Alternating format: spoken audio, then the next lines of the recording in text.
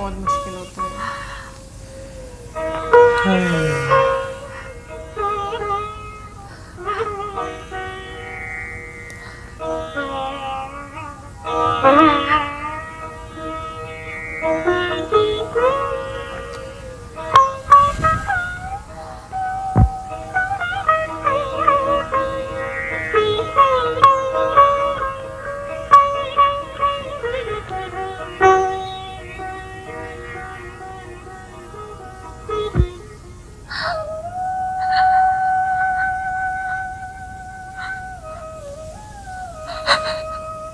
आप बड़े भाग्यवान हैं दादश्री कि आप किसी की मां नहीं। ये युद्ध चाहे जिसके लिए भी हो रहा हो, किंतु इस युद्ध में वीर गति को प्राप्त होने वाले हमारे ही पुत्र हैं दादश्री, हमारे ही पुत्र हैं।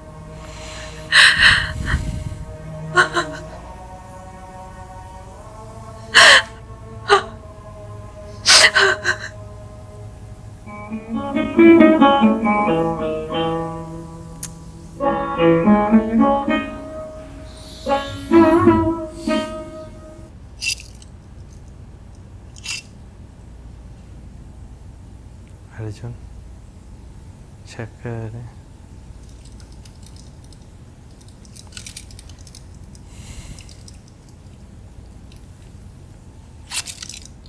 शायद वो आएंगे। केशव, आप सोए नहीं बड़े भैया? तुम भी तो नहीं सोए नकुल। बैठो।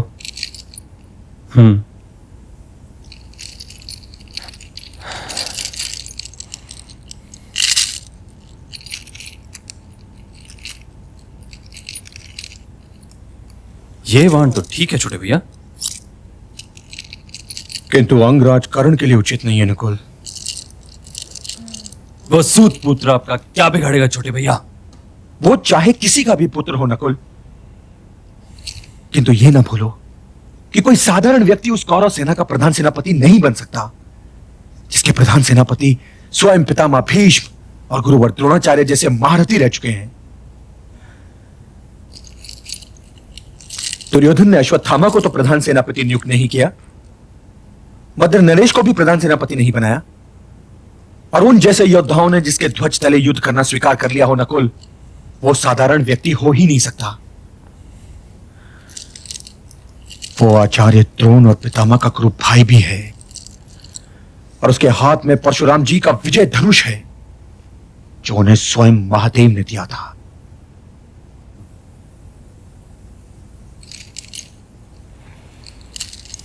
आप मुझे डरा रहे हो ना छोटे भैया? नहीं नकुल, नहीं। किंतु यदि युद्ध में जीतना हो तो डरना सीखो, क्योंकि भय ही योद्धा को चौकन्ना रखता है, और रणभूमि में जो योद्धा चौकन्ना नहीं रहेगा, उसके भाग्य में विजयश्री तो आ ही नहीं सकती। नकुल, मैं पितामह से भयभीत नहीं था, मैं गुरुवर द्रोण से भयभीत नहीं था, किंतु मैं कर्ण से भयभीत हूं। डर रहा हूं। और यही कारण है मेरा खाना है। अच्छा, कि मैं उसके लिए सर्वोत्तम वाण चुन रहा हूं। फिर को आप देख लें।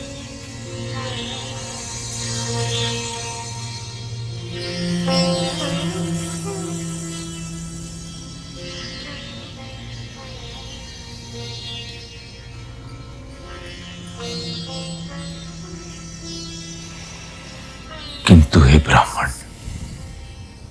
पाप की परिभाषा यह है कि वो जानते बूझते किया गया हो। अपने गुरु से। हे योद्धा, पाप वो होता है जो दूसरे के दुख का कारण बने। तुमने जाने में बाण चलाया हो या अनजाने में, परिणाम तो वही हुआ। मेरी गाय वहां बिलख रही है क्योंकि उसका बछड़ा यहां मरा पड़ा है। तो क्या उसके थनों का दूध तुम्हें शाप भी नहीं दे सकता? मुझे शाप ना दो ब्राह्मण, मुझे शाप ना दो। ये तो वो नहीं है। तो मेरी गाय को बछड़ा लौटा दो। हे योद्धा, तुम तो दानवीर हो, क्या यह जीवन दान दे सकते हो? हे महारथी, जिस रथ पर चढ़कर तुम इस बछड़े और इस ब्राह्मण से ऊंचे हो जाते हो, वही रथ एक दिन तुम्हें त्याग देगा। जब तुम अपने जीवन का सबसे महत्वपूर्ण युद्ध कर रहे होगे, भय का राक्षस तुम्हारे चारों ओर घूम रहा होगा। भूमि तुम्हारे रथ के पहियों को निगल जाएगी।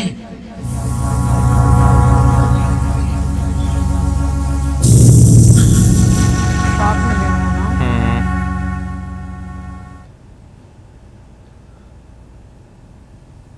प्रधान सेनापति की जय हो। महारानी ने संदेश भेजा है कि आप रणभूमि की ओर प्रस्थान करने से पहले उनकी सेवा में उपस्थित हो। महारानी यानी कुंती मुझे कुंती जी के ये गंधारी जी। सॉरी, हाँ गांधारी जी। ये तो नाराज। महारानी की जय हो। प्रधान सेनापति अंगराज कर्ण पधारे हैं। पता तो नहीं चल गया इन्हें। वो नहीं पसंद करती ना।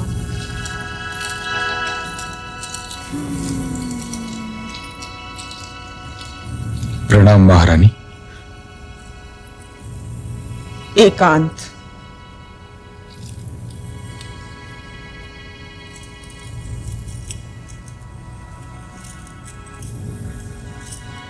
स्थान ग्रहण करो अंगराज।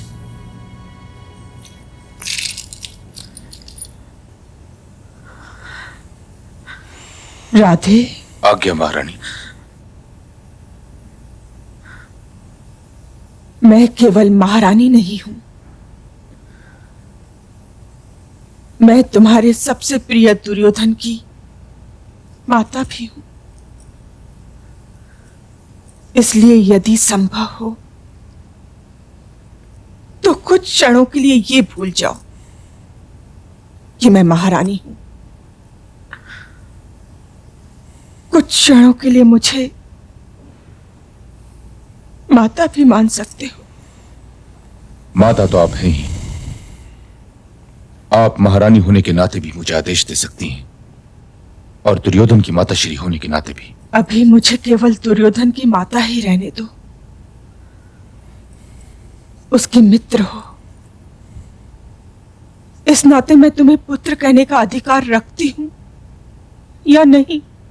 यदि मैं दुर्योधन का मित्र ना भी रहा होता, तब भी आपको मुझे पुत्र कहने का अधिकार होता महारानी। आयुष्मान भव पुत्र। इस आशीर्वाद का इस रणभूमि में कोई अर्थ नहीं रह गया है। यह आशीर्वाद तो आपने दुशासन को भी दिया होगा ना?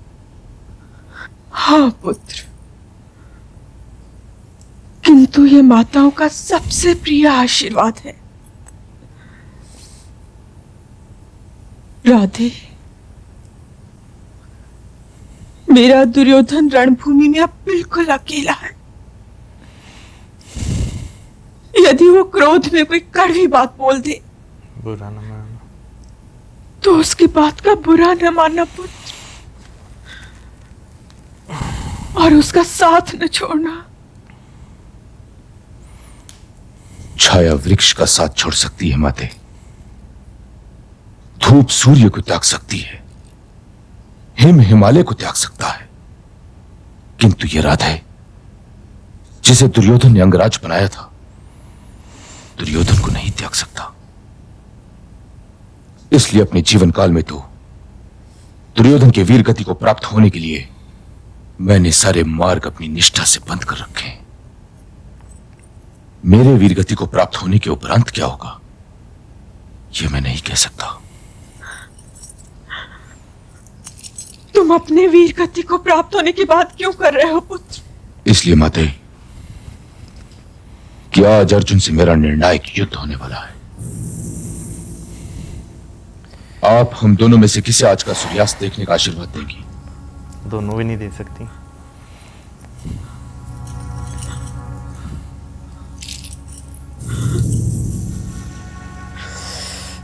मेरे पास इस प्रश्न का उत्तर नहीं है पुत्र। बहुत उत्तर प्रश्न बहुत मुश्किल था। मैं दुर्योधन और अर्जुन दोनों को जीवित देखना चाहती हूँ।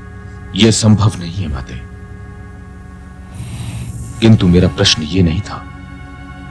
मैंने तो यह पूछा था कि आप मुझ में और अर्जुन में किसे जीवित देखना चाहती हैं।